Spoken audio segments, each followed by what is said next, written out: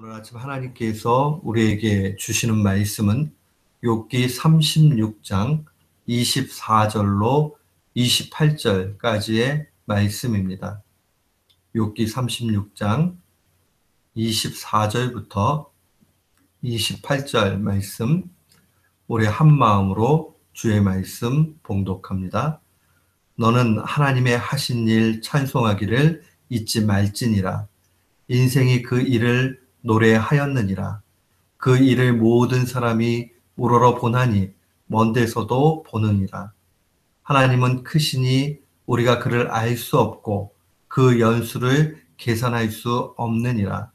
그가 물을 가늘게 이끌어 올리신즉 그것이 안개되어 비를 이루고 그것이 공중에서 내려 사람 위에 쏟아지느니라. 아멘. 저는 오늘 본문 말씀 욥기 36장 24절로 28절을 통해서 신앙은 적용이다 라는 제목으로 주의 말씀을 선포하도록 하겠습니다. 우리가 신앙생활 한다는 것은 단순히 머리의 작용으로 하는 것이 아닙니다. 신앙은 단순한 지식의 추구가 아닙니다. 내가 말씀 안에서 많은 것을 얻었다. 그 말씀에서 얻었다 하는 것이 그저 단편적인 지식으로만 끝나게 된다면 그것은 아직도 신앙의 초보의 단계에 있다 보면 틀림이 없습니다. 신앙이라는 것은 참된 신앙이 우리가 되었다 하는 것은 하나님의 지혜를 삶에 적용하는 것을 말합니다. 여기에는 실천이 따르게 돼 있고 또 여기에는 열매가 있기 마련입니다. 우리는 우리가 단편적으로 알고 있는 것, 머리로 알고 있는 것과 이것이 삶에 적용될 때에 더욱 풍성한 그런 인격이 되어지고 풍성한 신앙인이 되는 겁니다.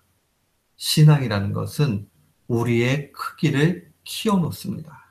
그래서 이 하나님의 지혜 가운데 깊이 들어가 있는 사람은 보이지 않는 것을 보고 또한 만질 수 없는 것을 현실에서 만질 수 있는 그러한 능력이 있습니다. 이 말은 다른 말로 이야기하면 하나님의 지혜는 무한정 우리를 풍성하게 만들고 신비 가운데 살게 만든다는 겁니다. 사랑하는 성도 여러분, 우리가 신앙생활 할 때에 하나님의 한없으심, 정말 넓고 광활하심, 이것을 바라보게 될 때에 우리의 삶은 더욱 복되게 되는 겁니다. 우리가 욥기를 계속 보고 있지만 욥기 안에 있는 세 친구 엘리바스와 빌댓과 소발, 심지어는 오늘 이야기하고 있는 엘리후는 한계가 농후합니다.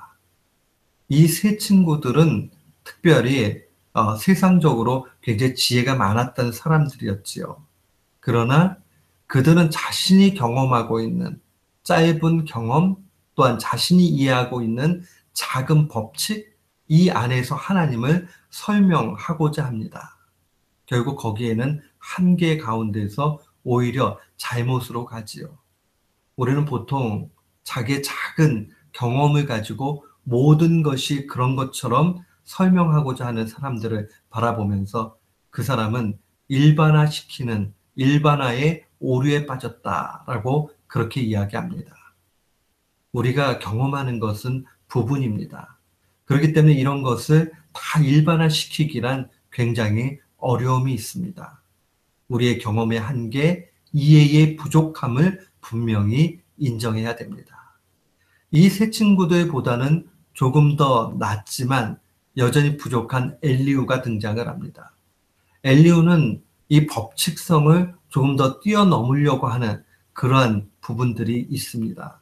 그러나 이 엘리후에게 가장 큰 결점과 한계가 있다면 그것은 자신이 알고 있는 지혜를 삶 속에 바로 적용하지 못한다는 겁니다. 세 친구보다 더 넓은 그런 시각을 가지고 있었지만 적용하는데 실패합니다. 결국 적용하는 데 실패하면 사변적인, 다른 말로 이야기하면 그냥 머릿속으로 하는 신앙에 빠지고 마는 겁니다. 오늘 이러한 상황들에 대해서 주의 말씀은 우리에게 크게 도전을 합니다. 욥의 고난을 통해 하나님이 의도하고 계시는 것은 하나님의 풍성한 지혜를 삶에 적용하라는 겁니다. 이 적용하지 못하게 되면 결국 그 신앙은 사변적인 지식으로 끝나게 되는 겁니다. 우리가 누가복음 6장 37절 말씀을 보면 굉장히 우리에게 실제적인 말씀을 증거합니다.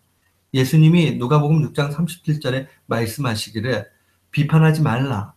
그리하면 너희가 비판을 받을 것이요. 정죄하지 말라.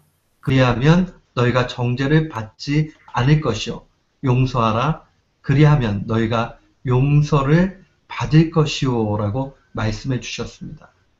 이 말씀은 단순히 윤리적 차원에서 욕 안 먹기 위해서, 비판 안 받기 위해서 비난하지 말라는 것이고, 또 용서받기 위해서 용서를 하라, 그런 의미가 아니죠. 하나님의 풍성하신 지혜를 가지고 있는 사람은 쉽게 비판하거나 정죄하지 않게 된다는 의미입니다. 예수님이 이 말씀을 하신 것은 윤리적 차원을 넘어서 신앙에 있어서 하나님의 지혜의 풍성함을 경험하고 또한 이해하고 있는 사람은 그렇게 쉽게 비판하거나 정죄하지 않는다는 겁니다. 한마디로 이야기하면 참된 신앙은 하나님의 지혜에 압도된 그러한 인생이다라고 알려주는 겁니다. 엘리후를 보십시오. 엘리후는 아주 뛰어난 지식을 가지고 있습니다. 26절에 보니까 하나님은 크시니 우리가 그를 알 수 없고 그 연수를 계산할 수 없다라고 잘 알고 있습니다. 하나님이 너무나 뛰어나시다는 거죠. 그가 오늘 본문에 있는 24절로 28절 말씀을 보면서 창조 세계를 계속 묵상하면서 헤아릴 수 없는 하나님의 지혜에 대해서 찬양하고 있습니다. 그가 이야기하죠. 26절, 하나님은 크시니 우리가 그를 알 수 없고 그 연수를 계산할 수 없다. 27절과 8절을 보면 그가 물을 가늘게 이끌어 올리신 즉 그것이 안개되어 비를 이루고 그것이 공중에서 내려 사람 위에 쏟아진다. 자연 만물을 봐라. 하나님의 그 법칙과 하나님의 인도해 주심, 누가 그걸 이해하고 설명할 수 있느냐라고 이야기하는 겁니다.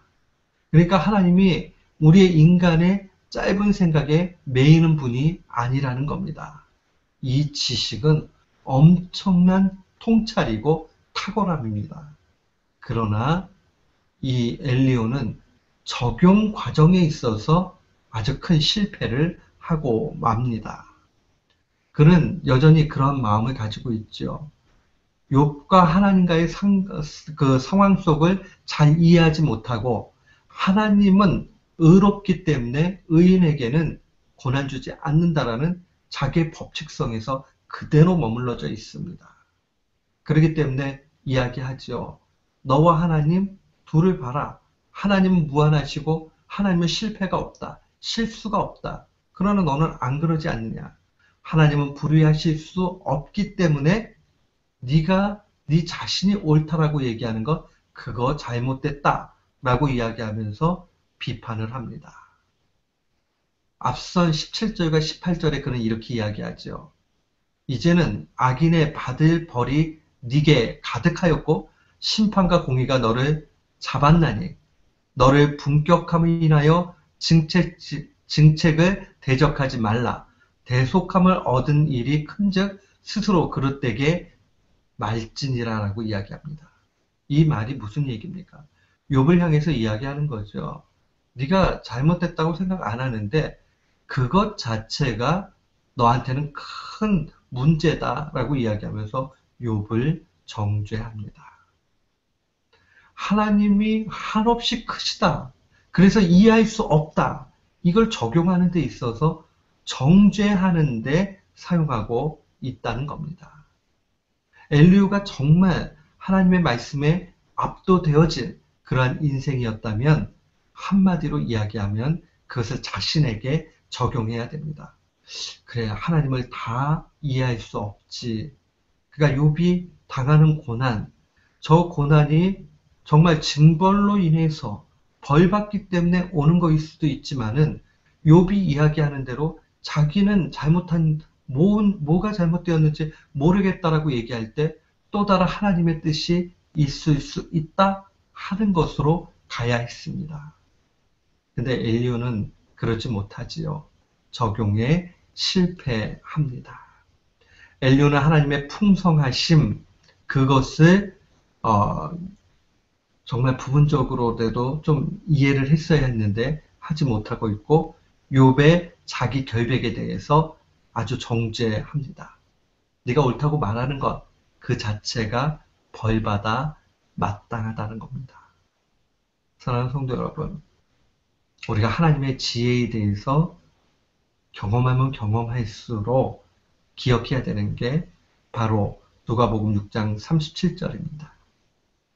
비판하지 말라. 그리하면 너희가 비판을 받지 않을 것이요. 왜 비판하지 말아야 합니까? 비판받지 않기 위해서 비판을 안 하는 것이 아니라 하나님의 지혜가 한과 끝이 없이 무한하시기 때문에 하나님의 뜻 가운데 일어나는 일들 우리가 이해 못하는 것이 너무 많기 때문에 쉽사리 비판하면 안 된다는 겁니다. 또한 정죄하지 말라. 그리하면 너희가 정죄를 받지 않을 것이요. 우리는 그것을 죄의 결과다, 그 죄다라고 단순히 생각할 수 있지만 인생의 문제, 신앙의 문제가 그렇게 단순하게 있지 않다는 겁니다. 용서하라. 그리하면 너희가 용서를 받을 것이다. 용서는 하나님이 풍성하시기 때문에 우리가 용납받았잖아요. 그러니 하나님의 풍성하심 속으로 우리가 적용할 때 나타나는 결론은 용납하고 용서하는 것입니다. 욥기 전체를 우리가 묵상하면서 적용해야 되는 것은 한마디로 하나님의 지혜는 풍성하시다 하는 겁니다. 이것을 우리에게 적용할 때 어떻게 해야 됩니까? 그것은 바로 하나님의 뜻을 헤아릴 수 없고 하나님은 때로는 의인에게까지도 고난 주실 수 있다는 겁니다. 또한 두 번째로 생각을 해야 되는 것은 하나님은 우리를 향해서 심판하시지만 그것은 죽이기 위한 심판이 아니라 살리기 위한 심판이라는 것을 기억해야 됩니다. 하나님은 우리에게 징벌을 내리시거나 우리에게 알려주실 때 항상 우리를 살리기 위해서 사용하신다는 겁니다. 그러니 우리가 꼭 놓치지 말아야 되는 것이 하나님의 지혜의 풍성함 때문에 우리는 쉽게 정죄하지 말아야 될 뿐만 아니라 하나님의 말씀을 사용할 때마다 살리기 위해서 사용해야 한다는 겁니다. 요한복음 8장에 보면 현장에서 가늠하다가 잡힌 여인을 향해서 예수님이 하신 말씀이 드러납니다. 요한복음 8장 11절에 보면 예수께서 이르시되 나도 너를 정죄하지 아니하노니 가서 다시는 죄를 범치 말라 말씀하셨습니다. 그 여인을 향해서 두 가지를 말씀하시죠. 정죄하지 않는다. 왜 정죄하지 않을까요? 가늠하는 그 자체가 죄가 아니기 때문에 정죄하지 않나요? 그게 아니죠. 그건 죄가 맞아요. 그러나 용서의 선언을 통해서 그 여인을 살리시는 겁니다.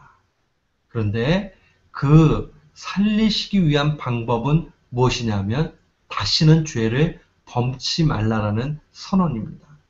이것은 사랑이면서 공이면서 동시에 하나님께서 죄를 얼마나 미워하시는가 하는 것을 알려주는 겁니다.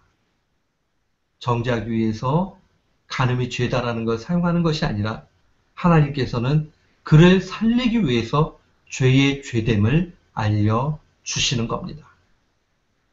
우리가 하나님의 한 의가 나타났으니 곧 예수 그리스도라는 사실을 잘 압니다. 하나님의 한 의라는 말은 하나님 앞에 한 점 부끄러움 없는 죄 없는 분이 예수님이라는 겁니다. 그 예수님도 현장에서 간음하다가 잡힌 여인을 정죄하지 않습니다. 왜요? 하나님의 풍성하신 지혜를 알고 계시기 때문에 그렇습니다. 그러나 그를 살리기 위해서 죄에 대해서 선언하십니다. 다시는 죄를 범치 말라. 우리도 이 사실을 기억해야 됩니다. 우리가 우리의 크기를 넓혀서 말씀에 압도되어져서 용서하고 용납하나 죄의 상황들을 바라볼 때에 죄라고 이야기할 수 있고 살리기 위해서 그 모든 일들을 적용해야 되는 겁니다. 사랑하는 성도 여러분, 신앙은 참된 적용에서 열매가 나타납니다. 아는 것으로는 부족합니다. 그것이 바로 우리의 삶 속에 열매 되어야 합니다. 이 사실 기억하시고 오늘도 내일도 날마다 승리하는 귀한 교우들 되시기를 주님의 이름으로 축원합니다. 아멘.